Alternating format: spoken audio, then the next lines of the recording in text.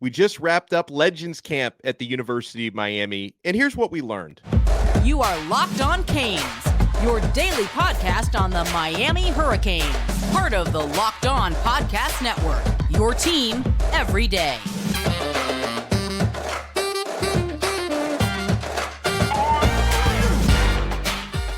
I'm Alex Donno, University of Miami alumnus, longtime South Florida sports radio vet, and contributor to allhurricanes.com. And thank you so much to the everydayers for making Locked On Canes your first listen. We are available free wherever you get your podcasts and available free on YouTube. Today's episode is brought to you by Bird Dogs. Go to birddogs.com/lockedoncollege, and they'll throw in a free custom Bird Dogs Yeti-style tumbler with every order.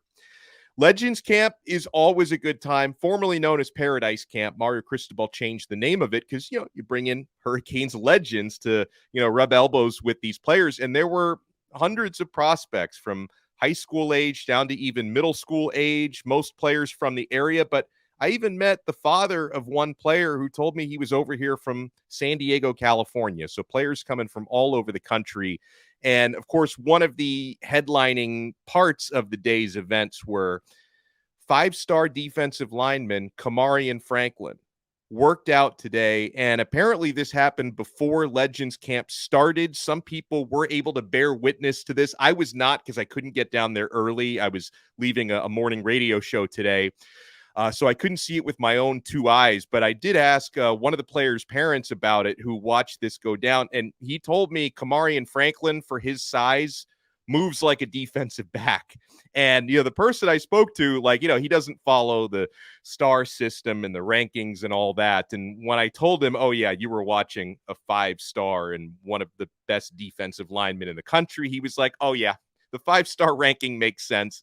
He looked really good. And I think it was David Lake from Inside the U who also watched it and noted that, he's definitely an interior guy, but, he is able to move and has the quickness of a defensive end, and is going to keep building up his upper body. So the future is really bright for Kamari Franklin. I don't know if that future is going to be in South Florida or maybe with the Tennessee Volunteers. He's got himself a decision to make. But as we talked about on yesterday's show, because Kamari Franklin was the primary topic of discussion to start yesterday's episode, really good sign for the way Miami's trending when Kamari Franklin was scheduled this weekend to make an official visit to LSU, canceled that OV, and decided to come back down to Miami for an unofficial on his own dime instead and work out with Jason Taylor, the Pro Football Hall of Famer. So, the Tennessee Volunteers may still be trending. We'll see how things are going coming out of this weekend, because I think for Kamari Franklin to come back down to South Florida and want to work out with Jason Taylor again, I think that's a really good sign. Someone who's going to be here by tomorrow to start his official visit is 5-star wide receiver Jeremiah Smith from Chaminade. He's been to other visits and camps, but I hear that, and you can't blame them for this whatsoever, but I hear that Ohio State, who he's verbally committed to, keeps really close tabs on him when he shows up to other camps and other visits, because, they're really trying to keep him locked down. Like the way it was described to me, how close of tabs they keep on him, it kind of reminds me of like a Secret Serviceman protecting a president. Like that's the way that Ohio Smith is protecting that. And, talking to someone else about Jeremiah Smith, obviously Miami has an opportunity to try to flip the narrative on its head this weekend. You're getting him for the official visit.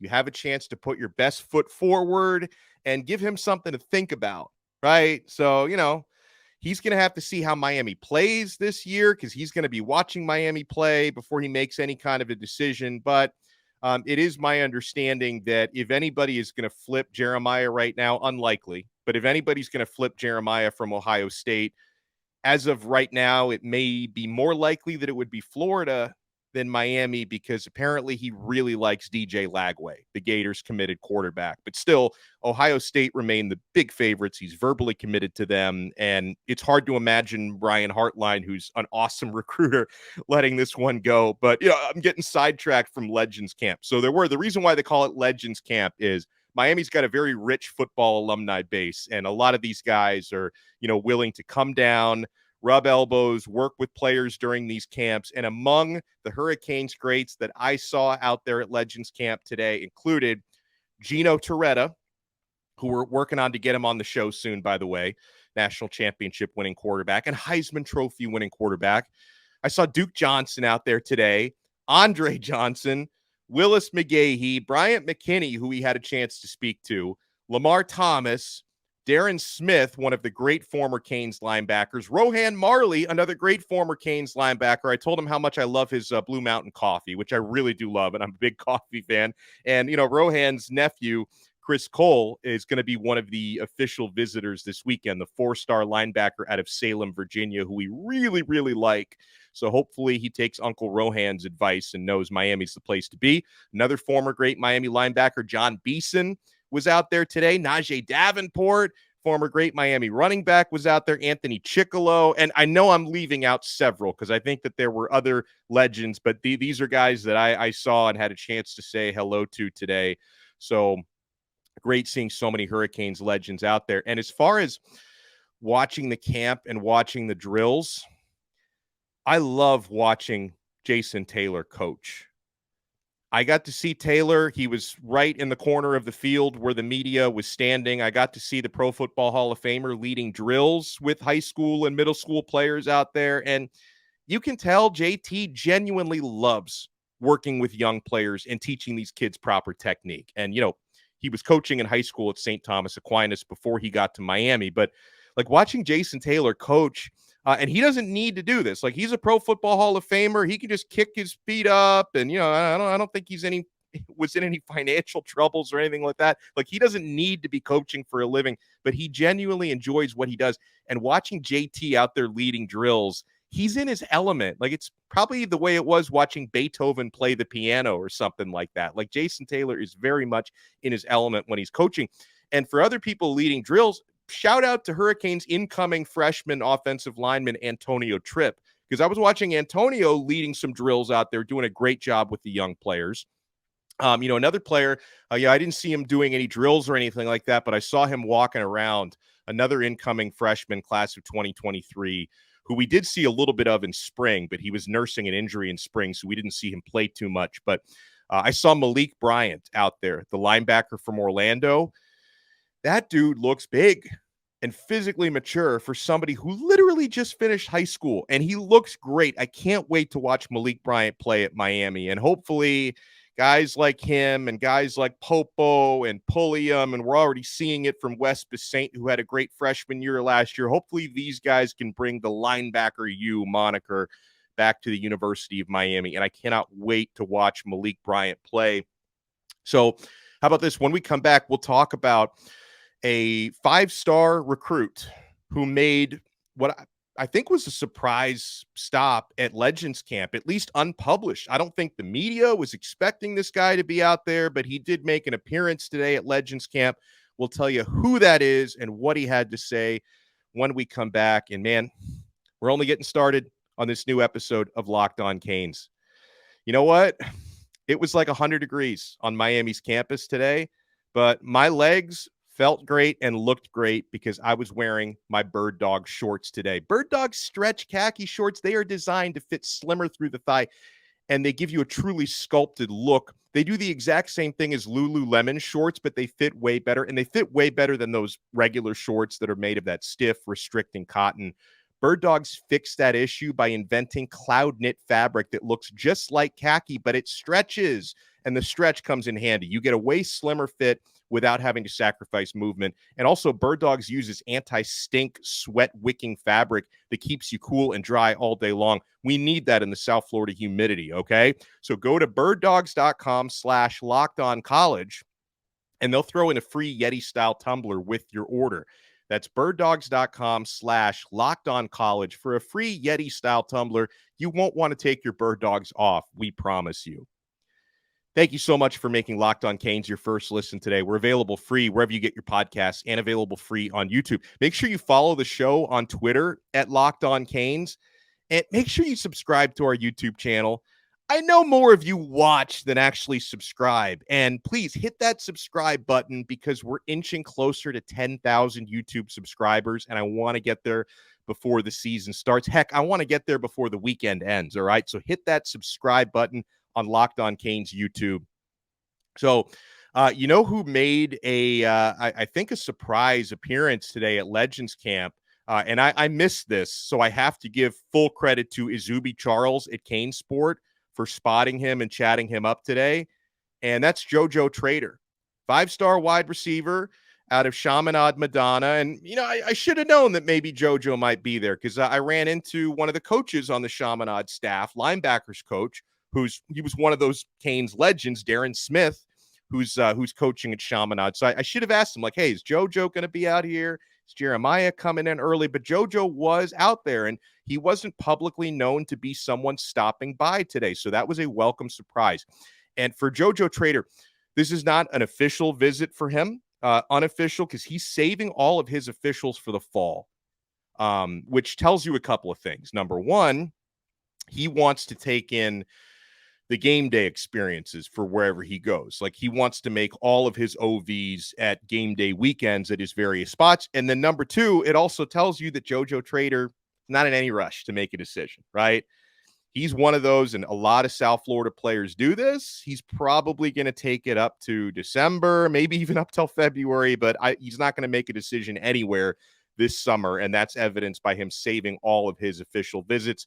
And he plans to take his OVs during the fall to Miami, Florida, Florida State, Ohio State, and Georgia. Those are the teams he plans to give visits to. For what it's worth, in recent weeks, it's felt like a Miami versus Florida State battle here. Miami had the momentum earlier on. Florida State has had more momentum recently, but as mentioned, JoJo doesn't seem to be in any rush to make a decision, so a lot can change between now and December. And, you know, you would never rule out a place like Ohio State or even Florida, because if everybody seems to love DJ Lagway so much, you know, you never know. Can't rule anybody out. Here's what JoJo said to Cane Sport. Trader said, I decided to come out to Miami today and get some work in, meet some of the legends, and get some pointers from the greats who've been doing it at the highest level. He said, it was great because they coached me up on something and talked to me on the side. They gave me my props and stuff like that, but I have to keep on working, he said. The relationship I have with the Miami staff is one of the best I've got. They communicate with me very, very well. And it's my understanding that they stay in pretty constant communication with Trader. And that's something Miami staff is really good at, right? Mario Cristobal is known for his relentless recruiting, and anybody on his staff has to really adapt to that style. So, yeah, and Kevin Beard is great at that, the wide receivers coach. That's one of his fortes as well. So I'm sure that they keep in really solid and constant communication with him. You know, I mentioned that I saw Malik Bryant out there at Legends Camp. I had a chance to say hello to Frankie Tinalau, the incoming offensive lineman. Wow, why did I? It's been a long day. Lineman? Entenmann's Cookies, incoming offensive lineman Frankie Tinalau. Now, remember, with Tinalau, who's from Australia, because of his transcripts coming over from overseas, he can't be a full part of the team this year, but he was able to enroll academically at Miami, and he's able to be around the team and work out. He can't be a full participant with the team. And he's a behemoth. And Frankie Tinalau, he is one of the most polite, well-spoken guys that you can run into. He always has a smile on his face. So, you know, there's power in positivity. If that's true, if there really is power in positivity, Frankie Tinalau is going to be a first-round pick someday in the NFL, because that dude always has a positive attitude. So we had a chance to speak to a couple of those Miami Hurricanes legends that were out there today. And by the way, I did drop the full video interviews with Bryant McKinnie, one of the greatest college offensive linemen of all time. Remember, Bryant McKinnie was like, what was he, 5th place on the Heisman ballot in 2001 for an offensive tackle? That's pretty impressive. Mount McKinnie, who had a great NFL career. We spoke to Bryant McKinnie today, and we spoke to a Hurricanes legend who also happens to be the GM of football operations now at Miami, Alonzo Highsmith. So if you check out our YouTube channel, we've got both of those videos posted in full on our YouTube. So if you're an audio listener, you want to make your way over to the YouTube to watch those today. And so some of the highlights from Bryant McKinnie. He was just selected for the College Football Hall of Fame. So congratulations to him. He was really honored by that. And crazy that McKinnie told us this wasn't his first time on the ballot for the College Football Hall of Fame. How in the hell did Bryant McKinnie take more than one ballot to get in the College Football Hall of Fame? This guy in like 4 years allowed like half a sack, like in a full college career. That was crazy to me how Bryant McKinnie was like a second ballot guy, not a first ballot guy. But congratulations to him, because that was overdue for him to get in. And, Bryant McKinnie, he talked about when he played at Miami, Mario Cristobal was a graduate assistant at that time, and he credited Coach Cristobal for really helping him a lot during his Miami career. And he said that's why he made sure he came down to Legends Camp, because, Cristobal really helped him out in his playing days. So he wants to return the favor and help Cristobal out by showing up to Legends Camp. So that was really cool. And, he talked about Cristobal as a recruiter, and he said that Mario has a really great eye for talent evaluation. McKinnie said that, he was excited to hear about guys like the Pancake Honcho and Francis Mauingoa, the 5-star offensive linemen that are going to be true freshmen this year, because he says coaches on Miami staff have told him that those players remind them of McKinnie. So he's, looking forward to watching those guys play this year. He was blown away by all the new facilities at the U, and he talked about how obviously they didn't have facilities like that when he played.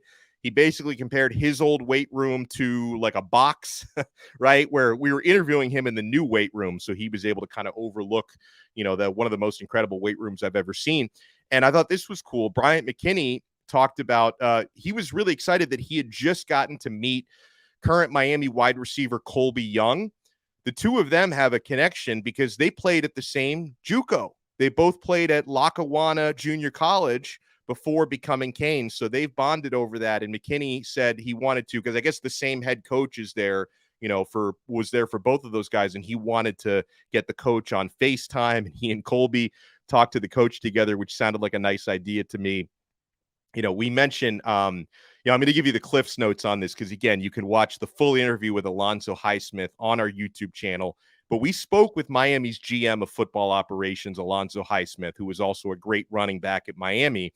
And it was interesting. He told me, because we were talking about talent evaluation, because that's one of the big parts of his job is scouting players, right? And Alonzo told us the same thing that Larry Bluestein has said on this show time and time again, that you cannot truly evaluate a player if you don't watch that player in person. I can't give a grade on a player unless I see him live, Highsmith said. And I've heard it many times, and I'm sure Alonzo has a lot to do with this, that Miami does not like to offer recruits before they see them in person. No matter, I'm sure there have been some exceptions, maybe with some of the 5-star guys, but for the most part, they don't like to give a player an offer just based on film. They need to see, watch, and talk to that player in person. And that explains why they didn't offer 4-star edge rusher Elias Rudolph until a few weeks ago, because they finally got to scout him in person at the Palm Beach Jamboree. That might explain why they haven't offered quarterback Trevor Jackson, because my understanding is they haven't really gotten a look or a good look at him in person yet. Okay. I was actually kind of surprised to hear Alonzo say, I just assumed that they were like bosom buddies for many, many years. Alonzo Highsmith said that he and Mario Cristobal didn't know each other that well until they started working together a year ago. It was last June that Alonzo got hired to be the GM of football operations. I just assumed that since they went to the same, different times, of course, but they went to the same high school, Miami Columbus.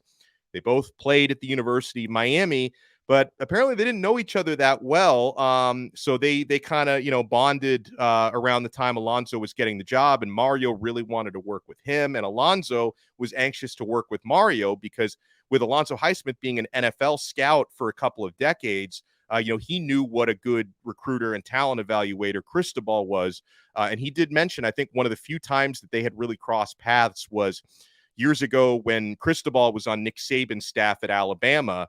Alonzo, he was in the Green Bay front office at that time, and they had a chance to spend like a half day together and kind of pick each other's brains on talent evaluation, and that Highsmith was really impressed by that. So they've gotten to know each other a lot better since they've started working together.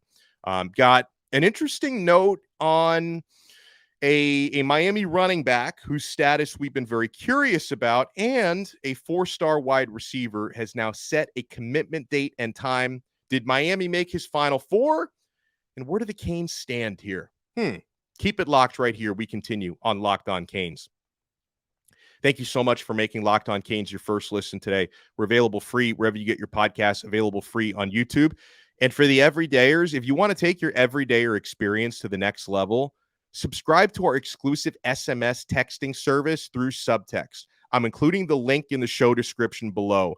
I think we got like a few new members just yesterday because they wanted to follow my Legends Camp updates today and get some of the recruiting notes going on today. Hopefully, Miami can get some commits coming out of this coming weekend. That's what we share there. I share with you guys up to the minute breaking news, notes, observations, because sometimes I'll be at an event like Legends Camp reporting. If I get a recruiting scoop, if I want to drop a Donno ball, I'll give it to you guys first on the subtext chat. So if you want to sign up, click the link in the show description below. It's completely free for the first 14 days. So you can sign up for 14 days, see if you like it. And then if you want to opt in, $4.99 a month after that. And we try to give you a lot of extra added value on there. So this was something else that I didn't see this with my own two eyes. So I've got a credit for this one. Marcus Benjamin, great dude from the Miami Rivals site. And there was hundreds of people in the IPF. So I missed a few things here and there. But I was glad to see this. Marcus Benjamin tweeted out, he saw Miami running back Trevante Citizen walking around at Legends Camp without a brace and without a limp. Great sign for the Canes. And, that's a tremendous sign because Trevante Citizen, of course, suffered the season-ending injury before the season even started last year in fall camp, had a knee injury. And, my understanding was he had a setback during his recovery. And when I saw him at the spring game, I think he had a brace on, wasn't walking around that well. So Trevante Citizen is doing a lot better. And listen, I'm sure he is crushing his rehab, taking it very seriously and on the road to recovery. So, man, hopefully we see Trevante, even if it's not week one, hopefully we see him at points throughout the season because, man, Miami's running back room on paper can be absolutely freaking loaded this year, right? From Henry Parrish to Don Chaney. He's got to stay healthy, of course. And if Chaney's healthy, he's a complete back. He's a beast. Trevante freaking Citizen. He's an NFL back if he can, stay healthy and develop properly. He's got that type of body. He's got NFL level size and potential. Trevante Citizen. AJ Allen, who just transferred in, is really good and really talented. Mark Fletcher is a monster, and Chris Johnson is a burner. So Miami's got a really promising running back room on paper, and it's great to hear that Trevante Citizen is looking good, walking well, and feeling good because that young man is going to have an impact at the U. Here's something for the recruiting heads out there. 4-star wide receiver Braylon Staley, who visited, I think he visited in the second week of June, if I'm not mistaken. I think it was the second week of June he was here. I mean, whatever. He was here within the last couple of weeks, Braylon Staley, out of Aiken, South Carolina. He has set a date and a time for announcing his verbal commitment, and he has officially narrowed down his finalists to 4 schools. Those 4 are Clemson, Miami, North Carolina, and Tennessee. He's going to be announcing next Friday, June 30th at 4 p.m. Now, Staley had a really good visit. Not only did he seem to enjoy it, but his father and his family seemed to really enjoy his visit to Miami. If you go by like the On3 tracker, they have Clemson considered to be the percentage leader in his recruitment. I'm not so sure if that's actually the case because of, other stud receivers Clemson has already gotten commitments from. My understanding is that kind of maybe has pushed Staley, and I could be wrong here, okay? But that may have pushed Staley more towards either Tennessee or Miami. And I think Tennessee might be the perceived leader there, but I don't rule out Miami. And I'm sure, like they are with so many of their recruits, they've been in constant communication. Staley's a guy I would love to have here at the U. So we will see if Miami can close that one out. We're going to know within the next 8 days, next Friday, June 30th at 4 p.m. For the everydayers, we're going to do a bigger, more complete preview for the OVs this weekend, right? I mentioned Jeremiah Smith is going to be here. Chris Cole is going to be here. There's going to be a lot of great players and great prospects on campus this coming weekend at the U. We will have a full preview tomorrow on another episode of Locked On Canes, part of the awesome Locked On Podcast Network, your team every day.